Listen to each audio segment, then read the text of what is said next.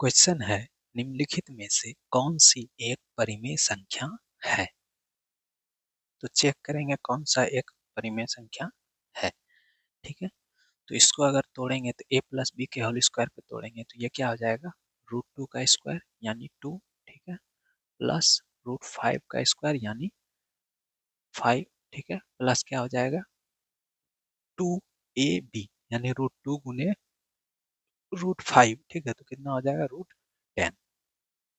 इसको सॉल्व करेंगे तो कितना हो जाएगा 7 + 2√10। ठीक है, तो ये क्या हो गया आपका अपरिमेय संख्या हो गया, ये परिमेय संख्या। और परिमेय संख्या और अपरिमेय संख्या का जो योग होता है वो आपका अपरिमेय संख्या होता है। ठीक है, परिमेय संख्या और अपरिमेय संख्या का जो योग होता है वो आपका अपरिमेय संख्या होता है, यानी ये परिमेय संख्या नहीं है। ठीक है, ये भी आपका परिमेय संख्या नहीं है, क्यों? क्योंकि 2 क्या है परिमेय और √5 क्या है अपरिमेय।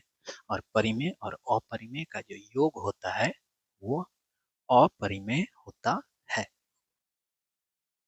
ये भी अपरिमेय है। ठीक है, परिमेय संख्या नहीं है। कैसे? क्योंकि ये क्या है परिमेय है, ये अपरिमेय है। 2 क्या है परिमेय, √5 क्या है अपरिमेय। तो परिमेय संख्या और अपरिमेय संख्या का जो अंतर होता है वो भी अपरिमेय होता है, परिमेय नहीं होता है। ठीक है, अब आते हैं इस पे, इसको तोड़ेंगे तो ये क्या हो जाएगा, √2 का a प्लस बी का होल स्क्वायर यानी √2 का स्क्वायर 2 हो जाएगा, प्लस 1/√8 का स्क्वायर करेंगे तो क्या हो जाएगा 1/√8 का स्क्वायर 8 हो जाएगा, प्लस 2 इंटू क्या हो जाएगा √2 2ab 2 इंटू a इंटू 1/√8 है। ठीक है, अब अगर इसको देखें तो √8 को हम लोग लिख सकते हैं, √8 को क्या लिख सकते हैं, √8 की जगह पे लिख सकते हैं √4 गुने √2। ठीक है, √8 की जगह पे √4 गुना √2। इस √2 से ये √2 कैंसिल आउट हो गया, क्या बचा √4, √4 यानी कि 2। ठीक है, तो ये 2 से कैंसिल आउट हो गया। अब क्या बच गया, ये 2 प्लस 1/8। तो इसको सॉल्व कर लेंगे हम, क्या हो जाएगा 8 दूनी 16 1 17/8। यही हो गया आपका परिमेय संख्या। ठीक है, तो ये 17/8 क्या हुआ, एक परिमेय संख्या हुआ।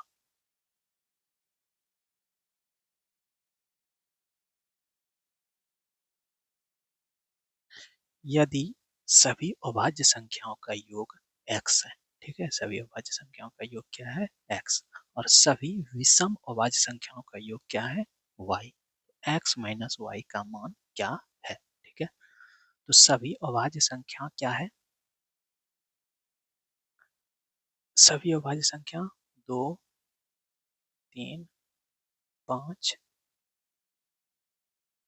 7 11 13 ऐसे करके चलते जाएगा। ठीक है, एक सेकंड,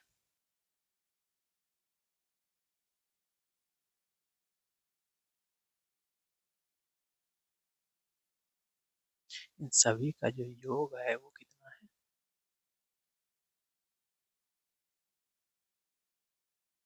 कितना है आपका, इस सभी का योग कितना है, इन सभी का योग कितना है x है। ठीक है, और दूसरा क्या बोला जा रहा है विषम अभाज्य संख्याओं का योग। तो विषम अभाज्य संख्या ये तो क्या है आपका सम है। ठीक है, तो विषम अभाज्य संख्याओं का जो योग होगा वो क्या होगा 3 + 5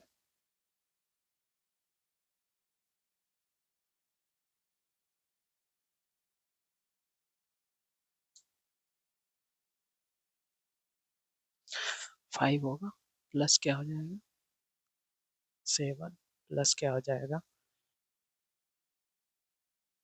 7 + 13, ऐसे करके चलते रहेगा। ठीक है, और इसका योग कितना दिया गया है y।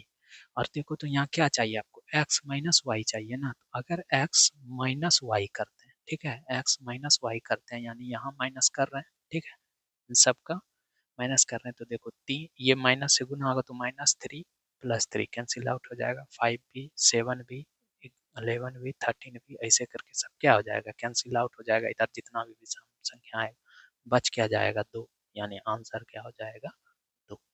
क्लियर है।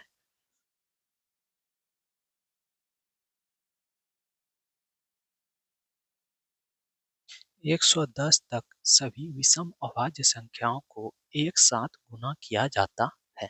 110 तक यानी, और किसको बोल रहा है, विषम अभाज्य संख्या।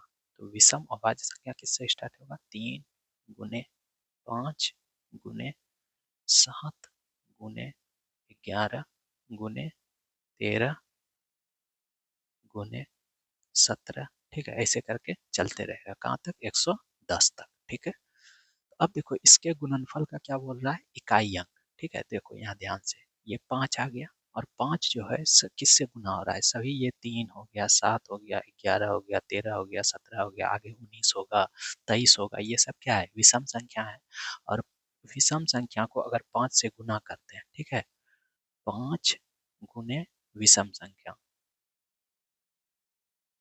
ठीक है, 5 गुना विषम अगर करते हैं तो इकाई का अंक जो आता है, यूनिट डिजिट जो आता है, ठीक है, वो कितना आता है, 5 आता है। ठीक है, 5 तिया 15, 5 सत्ते 35, 11 पचे 55। ठीक, तो लास्ट में क्या आ रहा है, 5 ही आ रहा है।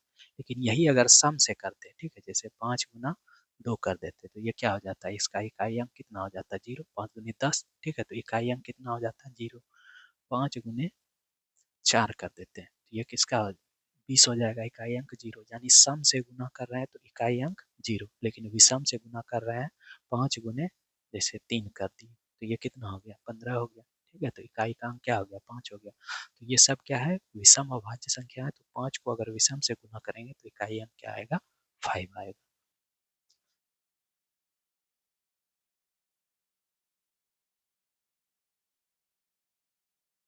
एकल अंकीय वाली अभाज्य संख्याओं दोहराव के बिना का उपयोग करके बनाई गई सबसे बड़ी और सबसे छोटी 4 अंकों की संख्या का योग ज्ञात करें। तो एकल अंकों वाली अभाज्य संख्या कौन कौन सा है, 2, 3, 5 और 7। ठीक है, आगे जाएंगे तो 11 हो जाएगा, तो एकल अंक नहीं हुआ। तो ये चारों क्या है, एकल अंकीय अभाज्य संख्या है। इससे क्या बनाना है, सबसे बड़ी और सबसे छोटी 4 अंकों की संख्या का योग ज्ञात करना है। तो सबसे बड़ी अगर बनेगा तो कितना बनेगा, 7532, और सबसे छोटी बनेगा तो 2357। ठीक है, और इसी को जोड़ देंगे। ठीक है, तो 7 2 9, बाकी कुछ आएगा, इकाई का अंक सिर्फ यहाँ 9 है, बाकी में नहीं है, तो ऑप्शन डी हो जाएगा।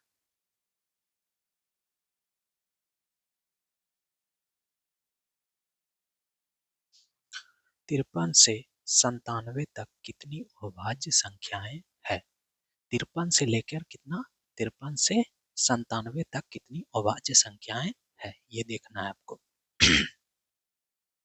तो 53 से 97 तक, तो पहले देखते हैं 53 से लेकर अभाज्य संख्या सिर्फ ढूंढना है। ठीक है, तो 53, सॉरी भाज्य संख्या, ठीक है, कितना भाज्य संख्या है। तो 53 से अगर 57 तक कितना अभाज्य संख्या है उसको निकाल कर घटा दें, 53 से लेकर 97 तक के बीच में जितना संख्या है तो आपका भाज्य संख्या निकल जाएगा।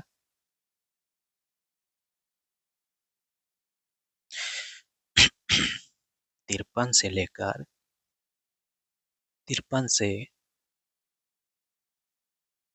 लेकर पहले 53 से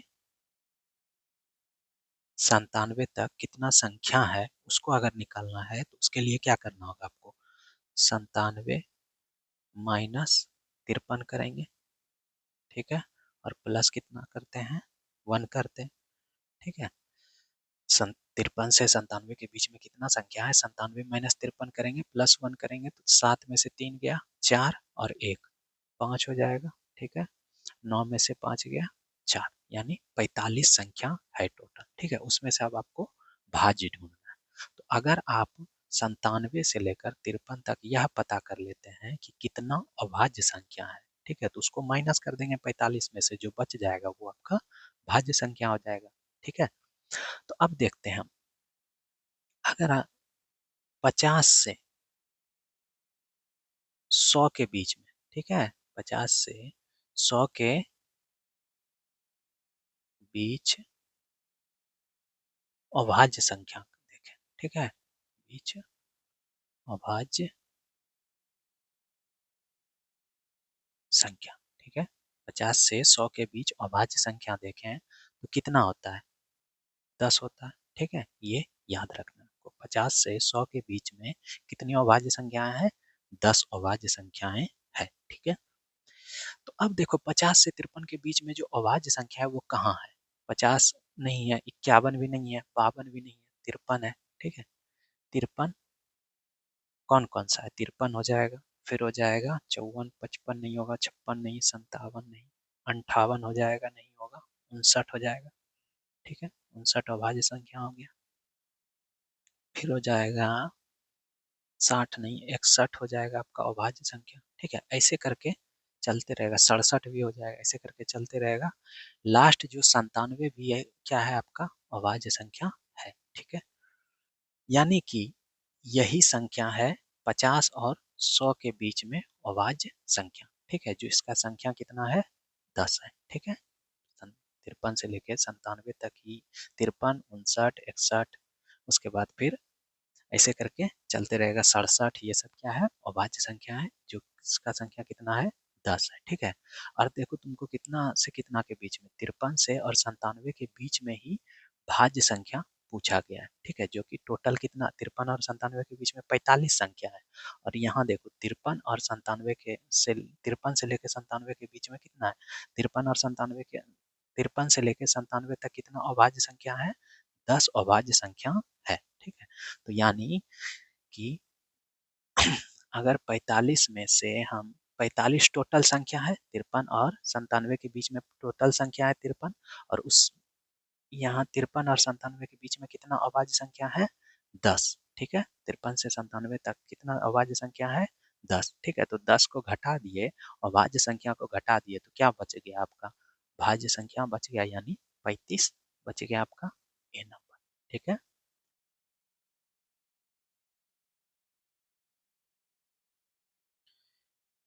यदि N square minus 33, N square minus 31 और एन स्क्वायर माइनस 29 अभाज्य संख्याएं हैं, तो एन के संभावित मानों की संख्या क्या है, जहां एन एक पूर्णांक है। देखो तो इसमें कितना का अंतर है, एन स्क्वायर माइनस 33 जो है, इसमें से अगर 2 जोड़ेंगे तो ये वाला आ जाएगा फिर इसमें से अगर 2 जोड़ेंगे तो कितना आ जाएगा, ये वाला आ जाएगा, ठीक है। तो यानी 2 2 के अंतराल पे है, एन स्क्वायर माइनस 33 प्लस 2 करेंगे तो एन स्क्वायर माइनस 31 आ जाएगा, फिर इसमें से प्लस 2 करेंगे तो एन स्क्वायर 29 आ जाएगा, यानी कि ये, और तीनों क्या है, अभाज्य संख्या है, ठीक है। तो 2 2 के अंतराल पे कौन 3 लगातार अभाज्य संख्या है, एक तो 3 है, एक 5 है, और एक 7 है, यही ना है। तो यानी कि पहला क्या है, 3 है, दूसरा क्या है, 5 है, तीसरा क्या है, 7 है, यानी एन स्क्वायर माइनस 33 जो है वो आपका क्या है, 3 है, तो एन स्क्वायर कितना हो जाएगा, 36 हो जाएगा। तो एन क्या हो जाएगा, एन क्या हो जाएगा, सॉरी, एन हो जाएगा आपका √36, यानी प्लस माइनस 6, ठीक है। तो एन के संभावित मानों की संख्या क्या है, तो एन के कितना मान, एक प्लस 6, एक माइनस 6, यानी कितना मान हो गया, 2 मान, ठीक है।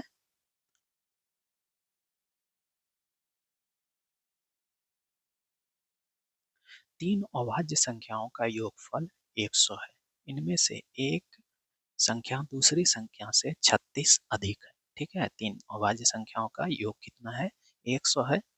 यदि एक किसी सं, इनमें से एक किसी दूसरी संख्या से 36 अधिक है, तब इन संख्याओं में से एक संख्या है। देखो तीन अभाज्य संख्याएं मान लेते हैं, एक ए है, एक बी है, और एक सी है, ठीक है, और इस तीनों का योगफल कितना है, 100 है, ठीक है, यही है। अब यहाँ थोड़ा सा ध्यान देना है, 100 क्या है आपका, सम संख्या है, ठीक है, यानी इवन नंबर है, ठीक है, सम संख्या है। तो सम संख्या और इस ये तीनों क्या है, अभाज्य संख्या। तो ये सम संख्या कब आ सकता है, ये तभी आ सकता है जब क्या कि एक कोई सम रहा हो, ठीक है, सम रहा हो, इवन रहा हो, और अभाज्य संख्या जो है वो सब क्या होता है, विषम होता है, एक को अलावा एक सम होता है सिर्फ दो, बाकी सब तो विषम ही होता है। यानी कि दो क्या रहा होगा, ऑड रहा होगा, ठीक है। इस दोनों ऑड को जोड़ के क्या आया होगा, इवन आया होगा, यानी सम आया होगा। विषम और विषम को जोड़ के सम आया होगा, और फिर इस सम और इस सम को जोड़ के ये सम आया होगा, ठीक है। ये आपको सोचना पड़ेगा, ठीक है। तो सम यानी एक अभाज्य संख्या सम कितना है, दो है, ठीक है। तो एक संख्या तो दो हो गया। तो अब b प्लस सी का वैल्यू कितना हो जाएगा, b प्लस सी का वैल्यू कितना हो जाएगा, a अगर दो हो गया तो b प्लस सी का वैल्यू कितना, दो माइनस हो जाएगा 100 में से तो 98 हो जाएगा। और क्या बोला जा रहा है, एक संख्या दूसरी संख्या से 36 अधिक है, एक संख्या दूसरी संख्या से क्या है, 36 अधिक है, यानी दो संख्याओं का जो अंतर है वो कितना है, 36 है, ठीक है। अगर एक संख्या दूसरी संख्या से 36 अधिक है, यानी दोनों संख्याओं का अंतर कितना है, 36 है। अब b और c यहाँ से निकाल सकते हैं, ठीक है। तो b प्लस सी दिया है, b माइनस सी दिया है, अगर b निकालना है, ठीक है, तो दोनों को क्या करेंगे, जोड़ देंगे। b बड़ा वाला है, ठीक है, b क्या है, बड़ा है, बड़ा में से छोटा माइनस करके 36 आया है ना, ठीक है। तो b क्या है, बड़ा वाला है, तो बड़ा वाले के लिए क्या करते हैं, दोनों को जोड़ देते हैं। तो 98 और 36 जोड़ेंगे तो कितना हो जाएगा, 8 6 14 का 4, बाकी रहा 1, 9 3 12 1 13, और उसको क्या कर देंगे, आधा कर देंगे। तो 134 को आधा करेंगे तो कितना हो जाएगा, 67, ठीक है। उसके बाद अगर सी निकालना है, ठीक है, तो सी निकालने के लिए क्या करेंगे, दोनों को माइनस करेंगे, छोटा वाला निकालना है, दोनों को माइनस करेंगे, फिर आधा कर देंगे। तो 8 में से 6 गया 2, 9 में से 3 गया 6 बटे 2, यानी क्या हो गया, 31 हो गया, ठीक है। तो 67 31 हो गया। एक सेकेंड, ऑप्शन मैच नहीं कर रहा है,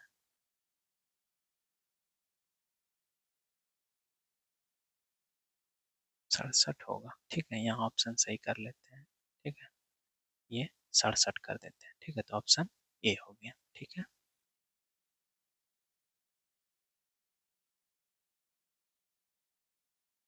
या नन ऑफ दीज भी कर सकते थे, ठीक है, नन ऑफ दीज ही कर देते हैं, ठीक है।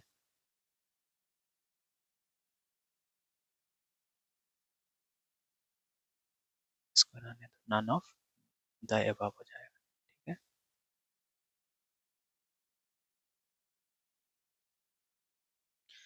एक्स वाई और जेड अभाज्य संख्या है, ठीक है।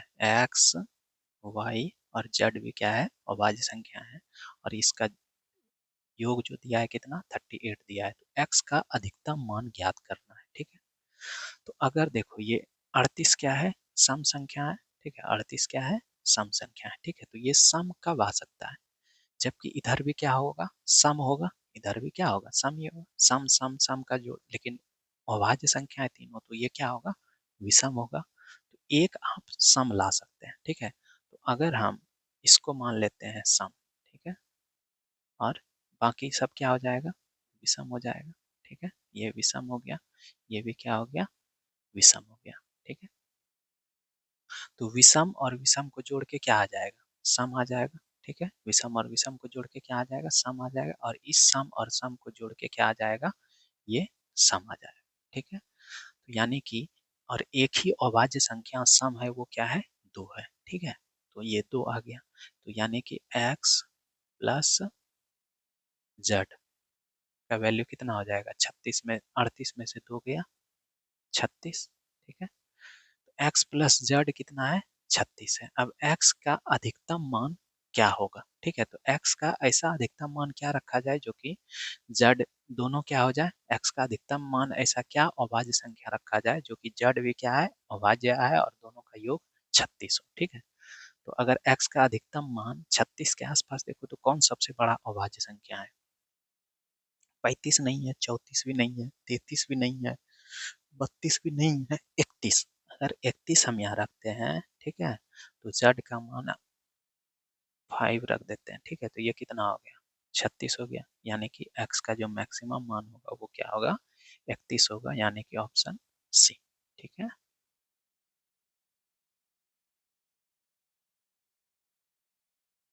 ए बी एक दो अंकीय अभाज्य संख्या है जहां ए और बी बराबर नहीं है। ए और बी क्या है, दो अंकीय अभाज्य संख्या है जहां ए और बी बराबर नहीं है। यदि ए बी को उल्टा कर दिया जाता है तो प्राप्त संख्या बी ए बी अभाज्य संख्या है। तो ऐसी संख्याओं का योग ज्ञात करें। ए बी है अभाज्य संख्या और बी ए बी क्या है, आपका अभाज्य संख्या है, ठीक है। और ए और बी क्या है, बराबर नहीं है, ठीक है। ए और बी क्या है, बराबर नहीं है। ए बराबर नहीं है बी का। और ए और बी क्या, ए बी क्या है, दो अंकीय अभाज्य संख्या है। दो अंकीय अभाज्य संख्या 11 है, लेकिन 11 एक और एक हो जाएगा, ए बी बराबर हो जाएगा, जो कि नहीं होगा। 13 देखते हैं, 13 अभाज्य संख्या है और इधर क्या हो जाएगा, 31 हो जाएगा, बी ये करेंगे। और 31 भी क्या है, आपका अभाज्य संख्या है, ठीक है। 13 के बाद 17 देखते हैं, 17 हो जाएगा, फिर क्या हो जाएगा इसका, 71, ठीक है, जो कि होगा। फिर 19 करते हैं तो 19 91 हो जाएगा, जो कि नहीं है अभाज्य संख्या। 23 32 हो जाएगा, नहीं होगा।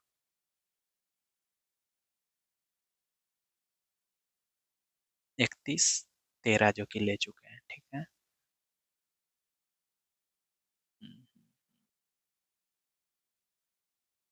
36 37 37 अगर करते हैं तो 73, हाँ 37 आ सकता है। 37 करते हैं तो 73 आ रहा है, ठीक है। उसके बाद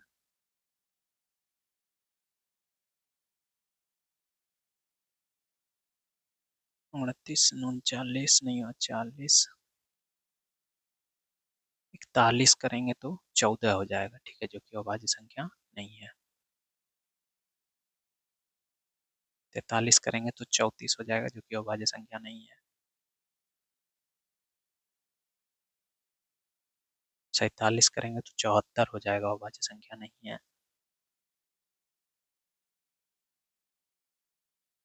53 करेंगे तो 35 हो जाएगा, नहीं है। नेक्स्ट अगर करते हैं हम तो नेक्स्ट होगा 79, ठीक है। इसको उल्टा करेंगे तो 97, ठीक है। तो ये इतना संख्या संभव है, ठीक है। इसको जोड़ना है तो इसको जोड़ने में सबका यूनिट डिजिट अलग अलग है, ठीक है। तो सबके यूनिट डिजिट को जोड़ देते हैं तो 7 3 10 जीरो हो गया, जीरो में 7 जोड़ेंगे, 7 हो गया, 7 और 9 16, यानी 6 हो गया यूनिट डिजिट, 6 1 7 7 1 8 8 3 11, यानी इकाई अंक 1 हो गया, 1 और 7 यानी 8 हो गया। 8 कहाँ इकाई अंक किसका है, तो ऑप्शन डी हो गया।